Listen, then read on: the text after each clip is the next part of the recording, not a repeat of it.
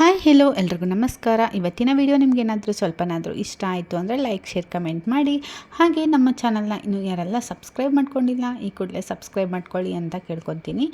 ಇವತ್ತು ನಾನು ನನ್ನ ಫ್ರೆಂಡ್ಸ್ ಜೊತೆಗೆ ಬಾರ್ಬಿಕ್ಯೂ ನೇಷನ್ ರೆಸ್ಟೋರೆಂಟ್ಗೆ ಬಂದಿದ್ದೀನಿ. ಸೊ ಅಲ್ಲಿಂದನೇ ಕೂಡ ನಾನು ವ್ಲಾಗ್ನ ಸ್ಟಾರ್ಟ್ ಮಾಡ್ಕೊಂಡಿದ್ದೀನಿ. ಇಲ್ಲಿ ವೆಜ್ ಬಾರ್ಬಿಕ್ಯೂನ ನಾವು ತೊಗೊಂಡಿದ್ದೀವಿ. ಸೊ ಅದರಲ್ಲಿ ಪನ್ನೀರು ಹಾಗೆ ಕಾರ್ನು ಮಶ್ರೂಮ್ ಹಾಗೆ ಕೆಲವೊಂದು ಫ್ರೂಟ್ಸ್ ಕೂಡ ಬಾರ್ಬಿಕ್ಯೂ ಮಾಡಿ ನಮಗೆ ಕೊಡ್ತಾರೆ. ಸೊ ಇಲ್ಲಿರುವಂತಹ ಫುಡ್ ಅನ್ಲಿಮಿಟೆಡ್ ಇರುತ್ತೆ, ನೀವು ಎಷ್ಟು ಬೇಕಾದರೂ ತೊಗೋಬೋದು. ಹಾಗೆ ಅದ್ರ ಜೊತೆಗೆ ನಿಮಗೆ ಇಷ್ಟು ಅಂತಂದು ಪ್ರೈಸ್ನ ಫಿಕ್ಸ್ ಮಾಡಿರ್ತಾರೆ. ಹಾಗಾಗಿ ಸೊ ಇದು ಬಫೆ ಸಿಸ್ಟಮ್ ಇರೋದ್ರಿಂದ ನಿಮಗೆ ಅನ್ಲಿಮಿಟೆಡ್ ಕೂಡ ಇರುತ್ತೆ. ಹಾಗೆ ನಾವು ಕೆಲವೊಂದು ಫುಡ್ನ ಟೇಸ್ಟ್ ಕೂಡ ಮಾಡಿದೆ. ನಾನು ಬಂದಿರೋದು ಇಲ್ಲಿ ಫಸ್ಟ್ ಟೈಮ್. ಹಾಗೆ ನನ್ನ ಫ್ರೆಂಡ್ಸ್ ಇಬ್ಬರು ಆಲ್ರೆಡಿ ಬಂದು ಅವರೆಲ್ಲ ಟೇಸ್ಟ್ ನೋಡಿದ್ದಾರೆ. ಹಾಗೆ ನನ್ನ ಕೂಡ ಕರ್ಕೊಂಡು ಬಂದಿದ್ದಾರೆ. ಹಾಗೆ ಇಲ್ಲಿ ಏನೆಲ್ಲ ಇದೆ ಅಂತ ನಾನು ಕೂಡ ನಿಮಗೆ ತೋರಿಸ್ಕೊಡ್ತಾ ಇದ್ದೀನಿ. ಸೊ ನಾವು ವೆಜಿಟೇರಿಯನ್ ಆಗಿರೋದ್ರಿಂದ ಆಲ್ಮೋಸ್ಟ್ ಎಲ್ಲ ವೆಜ್ ಐಟಮ್ನೇ ನಾವು ಟೇಸ್ಟ್ ಮಾಡಿದ್ದು. ಈ ಸೈಡ್ ಬಂದೆ ಸ್ಪ್ರೌಟ್ಸು ಹಾಗೆ ಡೆಸರ್ಟ್ಸ್ ಎಲ್ಲ ಇದೆ. ವೆರೈಟಿ ಸ್ಪ್ರೌಟ್ಸ್ ಕೂಡ ಇರುತ್ತೆ, ಹಾಗೆ ವೆರೈಟಿ ಡೆಸರ್ಟ್ಸು ಸ್ವೀಟ್ಸ್ ಎಲ್ಲನೂ ಕೂಡ ಇರುತ್ತೆ. ಈ ಕಡೆ ಬಂದರೆ ನಿಮಗೆ ಪಾಸ್ತಾ ಹಾಗೆ ನೂಡಲ್ಸ್, ಗೋಬಿ ಮಂಚೂರಿಯೆ ಹಾಗೆ ಗ್ರೇವಿ ಹಾಗೆ ಡಿಫ್ರೆಂಟ್ ಆಗಿರೋಂತಹ ಪಾಯಸ ಎಲ್ಲನೂ ಕೂಡ ಇರುತ್ತೆ. ನಾನಿಲ್ಲಿ ಒಂದು ಹಲ್ವಾ ಟೇಸ್ಟ್ ಕೂಡ ಮಾಡಿದ್ದೀನಿ, ತೋರಿಸ್ತೀನಿ. ಅಂದರೆ ಹೆಸರುಬೇಳೆ ಹಲ್ವಾ, ಅದು ಕೂಡ ಚೆನ್ನಾಗಿತ್ತು. ಹಾಗೆ ಬಿರಿಯಾನಿ, ಇದು ಬಂದುಬಿಟ್ಟು ನೂಡಲ್ಸ್ ಮತ್ತು ವೆಜ್ ಮಂಚೂರಿಯನ್ನು. ಹಾಗೆ ಈ ಕಡೆ ಬಂದುಬಿಟ್ಟು ಜೆಲ್ಲಿ ಎಲ್ಲ ಇತ್ತು, ಹಾಗೆ ಪಾಪಡು. ಸೊ ರೈಸ್ ಐಟಮಲ್ಲಿ ನಾವು ಯಾವುದು ಕೂಡ ಟೇಸ್ಟ್ ಮಾಡಲಿಲ್ಲ, ನಮಗೆ ಅಷ್ಟೊಂದು ರೈಸ್ ಮೇಲೆ ಇಂಟ್ರೆಸ್ಟ್ ಇಲ್ಲ. ಸೊ ಹಾಗಾಗಿ ಟೇಸ್ಟ್ ಮಾಡಲಿಲ್ಲ. ಈ ಕಡೆ ಎಲ್ಲ ಬಂದರೆ ಇದೆಲ್ಲ ನಾನ್ ವೆಜ್ಜು. ಸೊ ನಂಗೆ ಹಾಗೆ ತೋರಿಸ್ತಾ ಇದ್ದೀನಿ ಅಷ್ಟೇ, ನಾವು ನಾನ್ ವೆಜ್ ಎಲ್ಲ ತಿನ್ನಲ್ಲ. ಹಾಗೆ ತೋರಿಸ್ತಾ ಇದ್ದೀನಿ ಅಷ್ಟೇ ಶೂಟ್ ಮಾಡಿಬಿಟ್ಟು. ಹಾಗೆ ನಾನಿಲ್ಲಿ ಪಾಸ್ತಾ ಮತ್ತು ಒಂದು ಅಷ್ಟು ಇಲ್ಲಿ ಡೆಸರ್ಟ್ಗಳನ್ನ ಹಾಗೆ ಐಸ್ ಕ್ರೀಮ್ನ ಹಾಕ್ಕೊಂಡು ಬಂದೆ. ಅದರಲ್ಲೂ ಜಾಮೂನು ಮತ್ತು ಐಸ್ ಕ್ರೀಮ್ ಜೊತೆ ತುಂಬಾ ಟೇಸ್ಟಿಯಾಗಿರುತ್ತೆ ಅಂತ. ಹಾಗೆ ಕೆಲವೊಂದು ಕೇಕ್ಸ್ ಹಾಗೆ ಹಲ್ವಾ ಹಾಕ್ಕೊಂಬಂದಿದ್ದೀನಿ, ಹೆಸರುಬೇಳೆ ಹಲ್ವಾ. ಹಾಗೆ ವೆಜ್ ಮಂಚೂರಿ ಅಷ್ಟೊಂದೇನು ಇಷ್ಟ ಆಗಲಿಲ್ಲ. ಹಾಗೆ ಇದು ಮ್ಯಾಂಗೋ ಕುಲ್ಫಿ, ಹಾಗೆ ಇದು ಪಾನ್ ಕುಲ್ಫಿ. ಮ್ಯಾಂಗೋ ಕುಲ್ಫಿಗಿನ ಪಾನ್ ಕುಲ್ಫಿ ತುಂಬಾ ಚೆನ್ನಾಗಿತ್ತು. ಹಾಗೆ ಇದರಲ್ಲಿ ಒಂದು ಅಡ್ವಾಂಟೇಜ್ ಅಂತಂದರೆ ಬರ್ತ್ಡೇನ ಸೆಲೆಬ್ರೇಟ್ ಮಾಡ್ತಾರೆ. ಹಾಗೆ ನಂದು ಕೂಡ ಬರ್ತ್ಡೇನ ಸೆಲೆಬ್ರೇಟ್ ಮಾಡ್ತಾಯಿದ್ರು. ಹಾಗೆ ಅವರೇ ಕೇಕನ್ನು ಕೊಟ್ಬಿಟ್ಟು ಒಂದು ಕ್ರೌನನ್ನು ಹಾಕಿಬಿಟ್ಟು ಸೊ ಎಲ್ಲರೂ ಕೂಡ ವಿಶ್ ಮಾಡ್ತಾರೆ.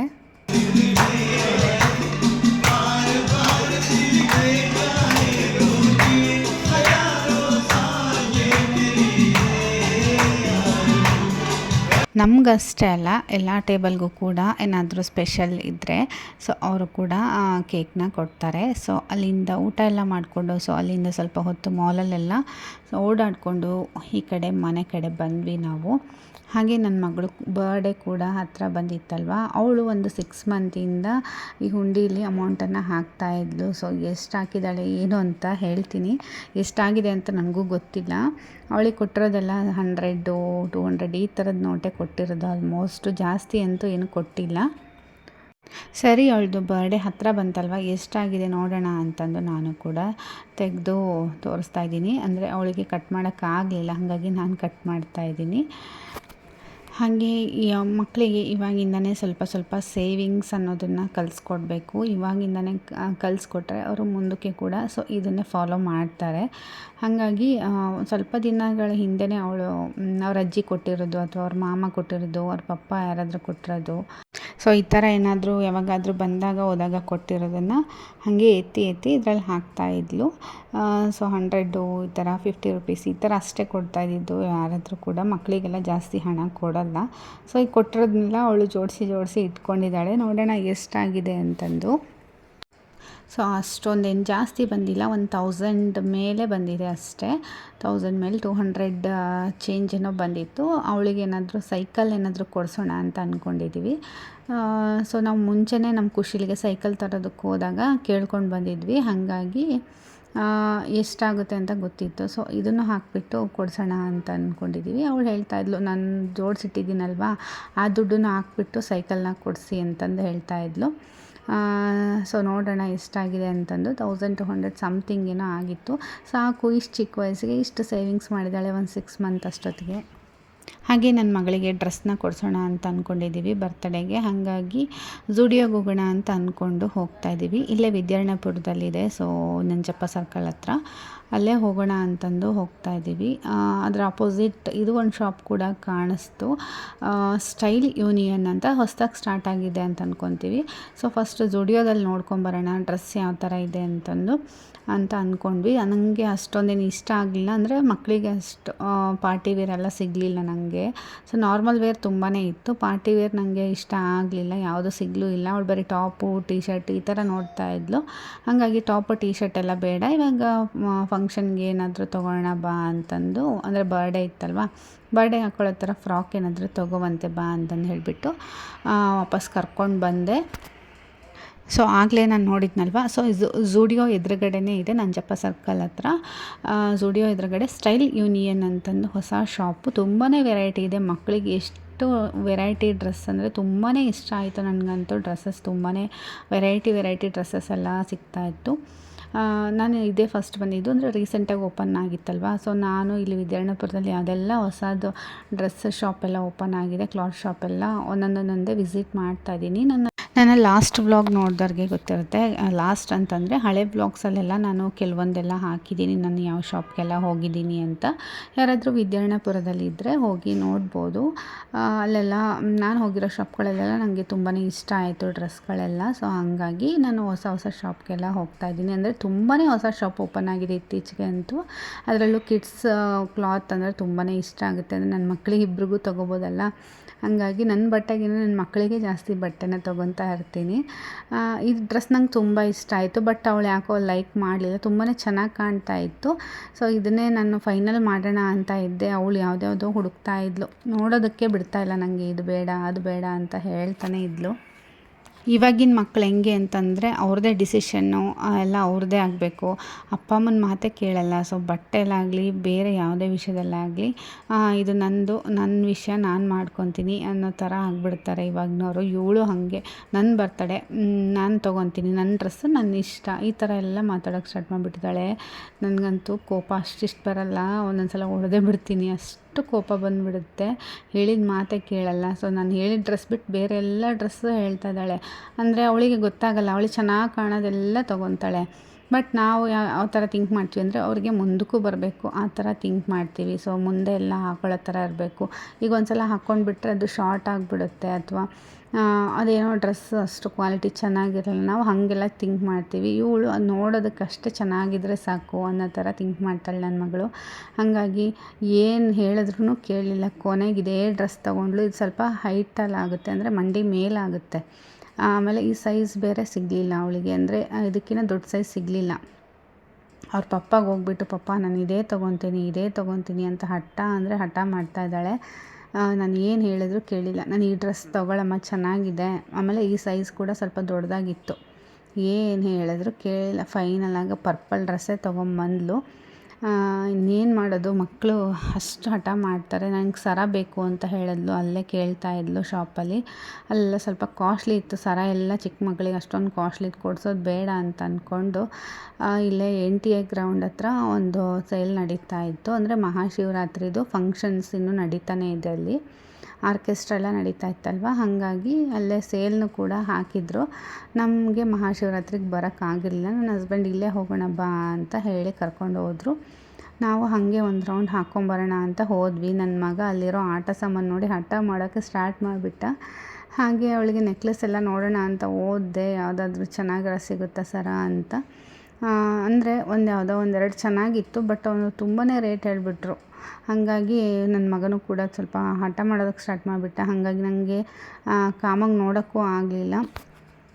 ಸೊ ನೋಡೋಣ ಬಾರಮ್ಮ, ಸರ ಎಲ್ಲ ಏನೂ ಬೇಡ, ಮನೇಲಿರೋದು ಹಾಕ್ಕೋವಂತೆ ಅಂತಂದು ಹೇಳಿದೆ. ಅವಳೇನು ಬರ್ಡೇಗೆಲ್ಲ ಏನು ಸರ ಎಲ್ಲ ಹಾಕ್ಕೊಳ್ಳಿಲ್ಲ. ನೋಡಿ ನನ್ನ ಮಗ ಮತ್ತೆ ಹೋಗಿ ಏನು ಆಟ ಸಾಮಾನು ತೊಗೊಂಬಂದಿದ್ದಾನೆ. ಅದಕ್ಕೆ ಎಷ್ಟು ಕಾರ್ ತೊಗೊತಾನೋ, ಅದು ಎಷ್ಟು ವೆಹಿಕಲ್ ತೊಗೊತಾನೋ, ಕಾರು ಜೀಪು ಅಂದರೆ ತುಂಬಾ ಇಷ್ಟ. ಎಲ್ಲ ಥರ ಇಟ್ಕೊಂಡ್ಬಿಟ್ಟಿದ್ದಾನೆ ಇವಾಗ, ಟ್ರೈನು ಕಾರು ಎಲ್ಲ. ಅದಾದಮೇಲೆ ಅವಳಿಗೆ ಸೈಕಲ್ ಕೊಡಿಸ್ಬೇಕಿತ್ತು. ಸೊ ಹಾಗಾಗಿ ಅವನಿಗೆ ಆಲ್ರೆಡಿ ಕೊಡಿಸಿದ್ವಲ್ವ, ಇವಳು ಹಠ ಮಾಡ್ತಾಯಿದ್ಲು ಬರ್ಡೇಗೆ ಸೈಕಲ್ ಬೇಕು ಅಂತ. ಅದಕ್ಕೆ ಅವ್ರ ಅಜ್ಜಿ ಸರಿ ಕೊಡಿಸು ಅಂತ ಹೇಳಿದರು. ಅವ್ರ ಅಜ್ಜಿನೇ ಕೊಡ್ತೀನಿ, ನಾವೇ ಕೊಡ್ತೀವಿ, ಕೊಡಿಸ್ರಿ ಅಂದರೆ ಅವಳು ಕೂಡ ಅಮೌಂಟ್ನ ಸೇವ್ ಮಾಡಿ ಇಟ್ಟಿದ್ಲಲ್ವ, ಸೊ ಅದನ್ನು ಹಾಕಿಬಿಟ್ಟು ತಗೋ ಅಂತ ಹೇಳಿದ್ರು. ಬೇಡ ನಾವು ಕೊಡಿಸ್ತೀವಿ ಅಂದ್ವಿ. ಇಲ್ಲ ತಗೋ ನಾನೇ ಕೊಡಿಸ್ತೀನಿ, ಅವಳು ಬರ್ಡೇಗೆ ತುಂಬ ದಿನ ಆಯಿತು ಅಂದರೆ ತುಂಬ ವರ್ಷ ಆಯಿತು ಏನೂ ಕೊಡಿಸಿಲ್ಲ ಅವಳು ಬರ್ತಡೇಗೆ ಅಂತ ಹೇಳಿದ್ರು. ಫಸ್ಟ್ ಸೆಕೆಂಡ್ ಬರ್ಡೇಗೇನೋ ಗೆಜ್ಜೆನೋ ಕೊಡಿಸಿದ್ರು. ಅದಾದಮೇಲೆ ಸೈಕಲ್ ಎಲ್ಲ ಏನೋ ಕೊಡಿಸಿರ್ಲಿಲ್ಲ, ಚಿಕ್ಕದೊಂದು ಸೈಕಲ್ ಕೊಡಿಸಿದ್ರು ಫಸ್ಟ್ ಪ್ರಕೃತಿ ಬರ್ಡೇಗೆ. ಅದಾದಮೇಲೆ ಗೆಜ್ಜೆ ಅದು ಇದು ಅಂತ ಕೊಡಿಸಿದ್ರು. ಅವಳು ತುಂಬ ಇಷ್ಟಪಟ್ಟು ಕೇಳ್ತಾನೇ ಇದ್ದಾಳೆ ಅಂತಂದು ಸರಿ ತಗೋ ಅಂತ ಹೇಳಿದರು. ಅವ್ರ ಅಜ್ಜಿಗೆ ಕೊಡಿಸಿರೋದು ಇದು ಸೈಕಲ್. ಅವ್ರ ಅಜ್ಜಿ ಮಾಮ ಎಲ್ಲರೂ ಸೇರಿ ಒಂದು ಸೈಕಲ್ ಕೊಡಿಸಿದ್ದಾರೆ ಈಗ. ಹಾಗೆ ನೆಕ್ಸ್ಟ್ ಡೇ ಇವತ್ತು ನಾನು ಇಲ್ಲಿ ಕ್ಯಾಪ್ಸಿಕಮ್ ರೈಸ್ ಮಾಡ್ತಾಯಿದ್ದೀನಿ. ತರಕಾರಿ ಏನು ಅಂತಂದರೆ ಬರೀ ಕ್ಯಾರೆಟು, ಬೀನ್ಸ್ ಮತ್ತು ಕ್ಯಾಪ್ಸಿಕಮ್ ಅಷ್ಟೇ ಇತ್ತು. ಹಾಗಾಗಿ ಕ್ಯಾಪ್ಸಿಕಮ್ ಸ್ವಲ್ಪ ಜಾಸ್ತಿ ಇತ್ತು, ಹಾಗಾಗಿ ಕ್ಯಾಪ್ಸಿಕಮ್ ರೈಸೇ ಮಾಡಿಬಿಡೋಣ ಅಂತ ಅಂದ್ಕೊಂಡು ಮಾಡ್ತಾಯಿದ್ದೀನಿ. ಏನಿಲ್ಲ, ವಾಂಗಿಬಾತ್ ಪೌಡರ್ ಇರುತ್ತಲ್ವ, ಸೊ ಅದನ್ನೇ ಹಾಕಿಬಿಟ್ಟು ನಾನು ಇಲ್ಲಿ ಕ್ಯಾಪ್ಸಿಕಮ್ ರೈಸ್ನ ಮಾಡ್ತಾಯಿದ್ದೀನಿ. ಸೇಮ್ ವಾಂಗಿಬಾತ್ ಟೇಸ್ಟ್ ಬಂದರೂ ಕೂಡ ಇಲ್ಲಿ ಕ್ಯಾಪ್ಸಿಕಮ್ ಫ್ಲೇವರ್ ಸ್ವಲ್ಪ ಜಾಸ್ತಿನೇ ಇರುತ್ತೆ, ಸ್ವಲ್ಪ ಚೆನ್ನಾಗಾಗುತ್ತೆ ಅಂತಂದು ಅದನ್ನೇ ಮಾಡ್ತಾಯಿದ್ದೀನಿ. ಚಿತ್ರಾನ್ನ ಎಲ್ಲ ನಾರ್ಮಲ್ ಆಗಿಬಿಡುತ್ತೆ. ನನ್ನ ಮಗಳೇನೋ ಮಾಡು ಅಂತ ಹೇಳ್ತಾಯಿದ್ಲು ಕ್ಯಾಪ್ಸಿಕಮ್ದು, ಹಾಗಾಗಿ ಮಾಡಿಕೊಟ್ಟೆ. ಇವತ್ತು ಅವಳು ಬರ್ಡೇ ಬೇರೆ ಅಲ್ವಾ, ಅವಳು ಹೇಳಿದ್ದೇ ಮಾಡಬೇಕು. ಸೊ ಬರ್ತಡೇ ಬಂತು ಅಂದರೆ ಅವಳೆಲ್ಲ ಫ್ರೆಂಡ್ಸ್ನೂ ಕರಿಬೇಕು, ಬರ್ಡೇ ಸೆಲೆಬ್ರೇಟ್ ಮಾಡ್ಕೋಬೇಕು. ಹಾಗೆ ಸ್ಕೂಲ್ಗೆಲ್ಲ ಚಾಕ್ಲೇಟ್ ಎಲ್ಲ ತೊಗೊಂಡು ಹೋಗ್ಬೇಕು ಅಂತ ಹೇಳ್ತಿದ್ಲು. ಹಾಗಾಗಿ ನೆನ್ನೆನೇ ಅವಳಿಗೆ ಡ್ರೆಸ್ ಎಲ್ಲ ತೊಗೊಂಡು ಹಾಗೆ ಒಂದು 100 ಏನೋ ಚಾಕ್ಲೇಟ್ಸ್ನ ತೊಗೊಂಬಂದಿದ್ವಿ. ಹಾಗೆ ಕ್ಯಾಪ್ಸಿಕಮ್ ರೈಸ್ ರೆಡಿ ಆಯಿತು, ನೋಡ್ತಾ ಇರ್ಬೋದು. ತುಂಬ ಚೆನ್ನಾಗಿರುತ್ತೆ, ಮಕ್ಕಳೆಲ್ಲ ಇಷ್ಟಪಟ್ಟು ತಿಂತಾರೆ ಅಂತ. ಇನ್ನು ಖಾರ ಏನೂ ಇರಲ್ಲ. ನೀವು ಖಾರದ ಪುಡಿ ಹಾಕಿದ್ರೆ ಮಾತ್ರ ಸ್ವಲ್ಪ ಖಾರ ಅನಿಸುತ್ತೆ, ಸ್ವಲ್ಪ ನೋಡ್ಕೊಂಬಿಟ್ಟು ಖಾರ ಹಾಕಿದರೆ ಮಕ್ಕಳೆಲ್ಲ ಇಷ್ಟಪಟ್ಟು ತಿಂತಾರೆ. ಸೊ ಇದೊಂಥರ ಡಿಫ್ರೆಂಟಾಗಿ ಮಾಡಿದ್ದೆ ಅಷ್ಟೇ ಇವತ್ತು. ಹಾಗೆ ಅವಳಿಗೆ ಬ್ಯಾಗೆಲ್ಲ ಪ್ಯಾಕ್ ಮಾಡಿ ಇಡ್ತಾಯಿದ್ದೀನಿ. ಹಾಗೆ ಲಂಚ್ ಬಾಕ್ಸ್ನ ಪ್ಯಾಕ್ ಮಾಡಿಟ್ಟೆ. ಹಾಗೆ ಚಾಕ್ಲೇಟ್ಸ್ನ ಒಂದು 100 ತಂದಿದ್ದೀವಿ. ಲಾಸ್ಟ್ ಟೈಮು ಕೊಟ್ಟು ಕಳಿಸಿರೋದೆಲ್ಲ ವಾಪಸ್ ಹಂಗೆ ತಂದುಬಿಟ್ಟಿದ್ಲು, ಯಾರಿಗೂ ಕೊಟ್ಟಿರಲಿಲ್ಲ. ಅಂದರೆ ಅವಾಗಿನ್ನೂ ಸ್ವಲ್ಪ ಚಿಕ್ಕವಳಿದ್ಲಲ್ಲ, ಗೊತ್ತಾಗಿರಲಿಲ್ಲ ಕೊಡಬೇಕು, ಎಷ್ಟು ಕೊಡಬೇಕು, ಏನು ಕೊಡಬೇಕು ಅಂತ. ಕೆಲವೊಬ್ರಿಗೆ ಕೊಟ್ಟೇ ಇರಲಿಲ್ಲ, ಹಾಗಾಗಿ ವಾಪಸ್ ತೊಗೊಂಬಂದ್ಬಿಟ್ಟಿದ್ವಿ. ಈ ಸಲ ಎಲ್ಲ ಖಾಲಿ ಮಾಡ್ಕೊಂಬ ಅಂತ ಹೇಳಿದ್ದೆ.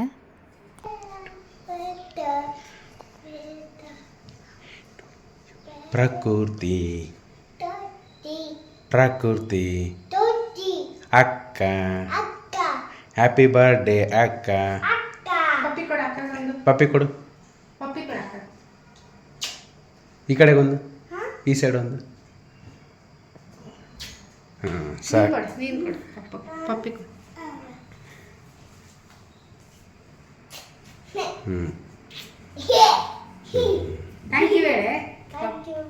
ಥ್ಯಾಂಕ್ ಯು ಖುಷಿ ಇಲ್ಲ.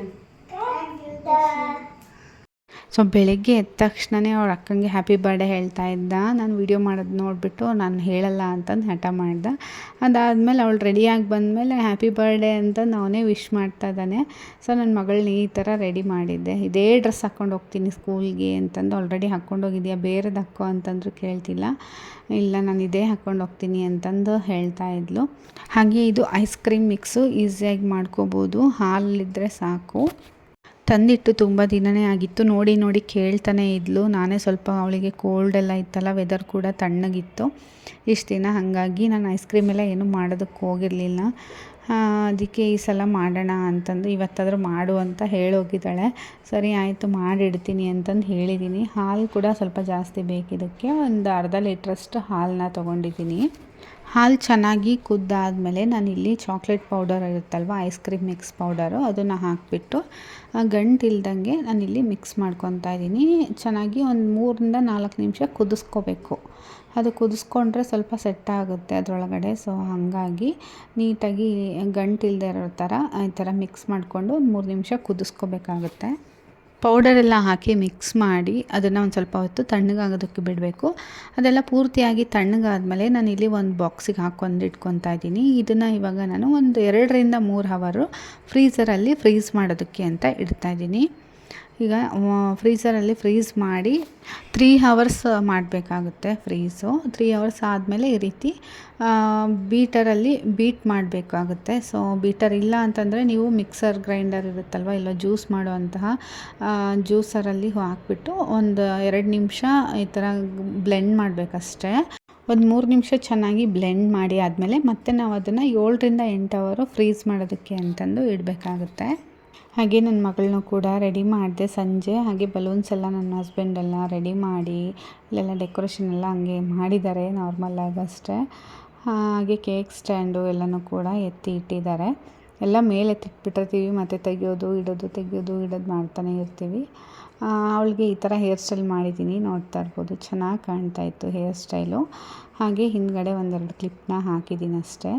ಈ ಥರ ಕ್ಲಿಪ್ ಬೇಕೇ ಬೇಕು ಅವಳಿಗೆ. ಅದು ಮೊನ್ನೆ ತೊಗೊಂಬಂದುಬಿಟ್ಟಿದ್ದಾಳೆ. ಸೊ ಇಲ್ಲಿ ಯಲಹಂಕ ಎಕ್ಸಿಬಿಷನ್ಗೆ ಹೋಗಿದ್ವಲ್ಲ, ಅಲ್ಲಿ ತೊಗೊಂಡಿದ್ದು ಅನಿಸುತ್ತೆ ಇದು. ಹಾಗೆ ನನ್ನ ಹಸ್ಬೆಂಡು ನಮ್ಮ ಪಾಪು ಇಬ್ಬರು ಕೂಡ ರೆಡಿಯಾಗಿ ಬಂದರು. ನನ್ನ ಮಗಳಿಗೆ ಒಂದು 5 ಜನ ಕರಿ ಅಂತ ಹೇಳಿದ್ದೆ. ಅವಳು ಆಯಿತು ನಾನು 5 ಮೆಂಬರ್ಸ್ ಅಷ್ಟೇ ಕರಿತೀನಿ ಅಂತಂದು ಹೇಳಿದ್ಲು. ನೋಡಿದ್ರೆ ಇಡೀ ಅಪಾರ್ಟ್ಮೆಂಟಲ್ಲಿರೋ ಫ್ರೆಂಡ್ಸ್ಗೆಲ್ಲ ಹೇಳಿ ಬಂದಿದ್ದಾರೆ. ಅಯ್ಯೋ ಇನ್ನೇನು ಮಾಡೋಕ್ಕಾಗಲ್ಲ ಅಂತಂದು. ಆಮೇಲೆ ನಾವು ಕೇಕ್ ಬೇರೆ ಸ್ವಲ್ಪನೇ ತರಿಸಿದ್ವಿ, ಜಾಸ್ತಿ ತರಿಸಿಲ್ಲ. ಯಾಕಂದರೆ ಫ್ರಿಜ್ಜಲ್ಲಿದ್ದರೆ ಬರೀ ಅದೇ ತಿಂತಾಳೆ. ಇನ್ನೇನು ಜಾಸ್ತಿ ಮಕ್ಕಳು ಕರಿಯಲ್ಲ ಅಂತ ಅವಳು ಹೇಳ್ತಾನೇ ಇದ್ಲು. ಹಾಗಾಗಿ ಸೊ ಮತ್ತೆ ಎಕ್ಸ್ಟ್ರಾ ರಿಟರ್ನ್ ಗಿಫ್ಟು ಫುಡ್ಡು ಎಲ್ಲ ಎಕ್ಸ್ಟ್ರಾ ಮತ್ತೆ ಹೋಗಿ ನನ್ನ ತಮ್ಮ ಎಲ್ಲ ತೊಗೊಂಬಂದ. ಏನು ಮಾಡೋಕ್ಕಾಗಲ್ಲ, ಮಕ್ಕಳು ಎಲ್ರಿಗೂ ಹೇಳಿ ಬಂದುಬಿಡ್ತಾರೆ. ಒಬ್ರನ್ನ ಬಿಟ್ಟು ಒಬ್ರು ಕರೆಯೋಕ್ಕಾಗಲ್ಲ, ಅದನ್ನು ನಿಜವೇ. ಸರಿ ಬಿಡು ಆಯಿತು ಏನಾಗಲ್ಲ, ಮತ್ತೆಲ್ಲ ತರಿಸಿದ್ರಾಯ್ತು ಅಂತಂದು ಮತ್ತೆ ಎಲ್ರಿಗೂ ತರಿಸಿ ಕೊಟ್ವಿ ನಾವು. ಅದ್ರ ಮೇಲೆ ಅದು ಪೌಡರೆಲ್ಲ ಬಿದ್ದುಬಿಟ್ಟಿರುತ್ತೆ. ಈಗ ಸ್ಪಾರ್ಕ್ ಮಾಡಿದ್ವಲ್ವ, ಸೊ ಕ್ಯಾಂಡಲ್ಲು ಅದರದ್ದೆಲ್ಲ ಪೌಡರೆಲ್ಲ ಬಿದ್ದುಬಿಟ್ಟಿರುತ್ತೆ. ಸೊ ಹಾಗಾಗಿ ಸ್ವಲ್ಪ ಸೈಡಿಗೆ ಊದ್ದೆ ನಾನು, ಇಲ್ಲ ಅಂತಂದರೆ ಮಕ್ಕಳು ಹೊಟ್ಟೆಗೆ ಹೋಗ್ಬಿಡುತ್ತೆ ಅಂತ.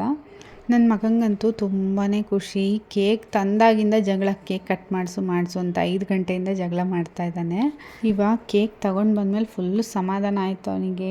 ಆ ಕೇಕ್ ನೋಡಿ ತಿನ್ನೋ ಮಟನೂ ಬಿಡೋದಿಲ್ಲ, ಅಷ್ಟು ಇಷ್ಟ ಕೇಕ್ ಕಟ್ ಮಾಡೋದು, ಬರ್ಡೇ ಮಾಡೋದು ಅಂತಂದರೆ. ಮಕ್ಕಳನ್ನೆಲ್ಲ ನೋಡಿ ಫುಲ್ ಖುಷಿಯಾಗಿಬಿಟ್ಟಿದೆ. ಇಷ್ಟೊಂದು ಜನ ಮಕ್ಕಳು ಸೇರಿಬಿಟ್ಟಿದ್ದಾರೆ ನಮ್ಮ ಮನೆಯಲ್ಲಿ ಅಂತ ಅವನು ಕೂಡ. ಸೊ ಬೇರೆ ಯಾರನ್ನೂ ಕರೆದಿಲ್ಲ ಈ ಸಲ, ಜಾಸ್ತಿ ಮಕ್ಕಳನ್ನೇ ಕರೆದು ಮಾಡಿದ್ದೀವಿ. ಸೊ ಮಕ್ಕಳ ಜೊತೆಗೆ ಅವಳು ಮಾಡ್ಕೋಬೇಕು ಅಂದ್ಲು. ಹೊರಗಡೆ ಹೋಗೋಣ ಅಂದು, ಇಲ್ಲ ನನ್ನ ಫ್ರೆಂಡ್ಸ್ ಜೊತೆ ಬರ್ತಡೇ ಮಾಡ್ಕೋಬೇಕು ಅಂತ ಹೇಳ್ತಾ ಇದ್ಲು. ಸರಿ ಆಯಿತು ಅಂತಂದು ಅದಕ್ಕೆ ಮನೆಯಲ್ಲೇ ಹಾಗೆ ಸಿಂಪಲ್ಲಾಗಿ ಮಾಡೋಣ ಅಂತ ಅಂದ್ಕೊಂಡಿದ್ವಿ ಅಷ್ಟೇ. ಸೊ ಅವಳು ಕೂಡ ಫುಲ್ ಖುಷಿಯಾಗಿದ್ಲು, ಅವ್ಳ ಫ್ರೆಂಡ್ಸ್ ಎಲ್ಲ ಬಂದಿರೋದಕ್ಕೆ. ಹಾಗೆ ಎಲ್ಲರನ್ನೂ ನಿಲ್ಲಿಸಿ ಒಂದು ಫೋಟೋ ಕೂಡ ತೆಗೆಸ್ತಾ ಇದ್ದೆ. ಎಲ್ಲರ ಕಣ್ಣು ಕೇಕ್ ಮೇಲೆ ಇತ್ತು. ಫಸ್ಟ್ ಕೇಕ್ ಹಾಕ್ಕೊಟ್ಬಿಡೋಣ ಅಂತ ಸ್ವಲ್ಪ ಟೈಮ್ ಆಗೋಗ್ಬಿಡ್ತು. ಒಂದು 7 ಗಂಟೆ ಕಟ್ ಮಾಡಿಸೋಣ ಅಂತ ಅಂದ್ಕೊಂಡ್ವಿ. 7:15 ಆಯಿತು. ಮಕ್ಕಳೆಲ್ಲ ಆಲ್ರೆಡಿ 7 ಗಂಟೆಗೆ ಬಂದುಬಿಟ್ಟಿದ್ರು. ಎಲ್ಲರೂ ಮೇಂಟೈನ್ ಮಾಡೋದ್ರಲ್ಲಿ ಸಿಕ್ಕಾಪಟ್ಟೆ ಸಾಕಾಗೋಯಿತು ನನಗಂತೂ. ಸರಿ ಆಯಿತು ಅಂತಂದು ಎಲ್ಲ ಕೇಕೆಲ್ಲ ಕಟ್ ಮಾಡಿ ಮಕ್ಕಳಿಗೆಲ್ಲ ಹಾಕ್ಕೊಡೋಣ ಅಂತ ನನ್ನ ಹಸ್ಬೆಂಡ್ ಹಾಕ್ಕೊಡ್ತಾ ಇದ್ದಾರೆ. ಸೊ ನಾವು ಇಷ್ಟೊಂದು ಜನ ಬರ್ತಾರೆ ಅಂತ ಅಂದ್ಕೊಂಡಿರಲಿಲ್ಲ. ಇವಳು 5 ಜನ ಕರಿತೀನಿ 6 ಜನ ಕರಿತೀನಿ ಅಂತಿದ್ಲು. ಸರಿ ಆಯಿತು ಅಂತಂದು ಅವ್ರ ಪಪ್ಪ ಎಲ್ಲ ಕಮ್ಮಿ ತೊಗೊಂಬಂದಿದ್ರು. ಅವಳು ನೋಡಿದ್ರೆ ಆಟ ಆಡೋಕ್ಕಂತ ಹೋಗ್ಬಿಟ್ಟು ಎಲ್ಲರನ್ನೂ ಕರ್ಕೊಂಬಂದಿದ್ಲು. ಹಾಗಾಗಿ ಮತ್ತೆ ಒಂದು ಬಾಕ್ಸ್ ಅಷ್ಟು ಸಮೋಸ ತರಿಸಿದ್ವಿ, ಚಿಪ್ಸು ಸಮೋಸ. ಹಾಗೆ ಜ್ಯೂಸ್ ಆಲ್ರೆಡಿ ಸ್ವಲ್ಪ ತರಿಸಿದ್ವಿ. ಸೊ ಅದನ್ನೇ ಹಾಕ್ಕೊಟ್ವಿ. ಅಂದರೆ ಸ್ವಲ್ಪ ಹೆಚ್ಚು ಕಮ್ಮಿ ಆಯಿತು, ಅವಳು ಹೇಳಿದ್ದಕ್ಕೂ ಅವಳು ಕರೆದಿದ್ದಕ್ಕೂ ಹೆಚ್ಚು ಕಮ್ಮಿ ಆಯ್ತಲ್ವ, ಸ್ವಲ್ಪ ಅಲ್ಲಿದು ಆಯ್ತು ಅಷ್ಟೇ. ಹಾಗೆ ರಿಟರ್ನ್ ಗಿಫ್ಟ್ನು ಕೂಡ ಸ್ವಲ್ಪನೇ ತಂದಿದ್ದರು, ಅಂದರೆ ಯಾರನ್ನೂ ಕರೆಯಲ್ಲ ಅಂತ ಇವಳೇ ಹೇಳಿದ್ಲು. ಹಂಗಾಗಿ ಒಂದು 7-8 ತಂದಿದ್ದರು. ಮತ್ತು ಸರಿ ಆಯಿತು ಇವತ್ತೇ ಕೊಟ್ಬಿಡು ಅಂತಂದು.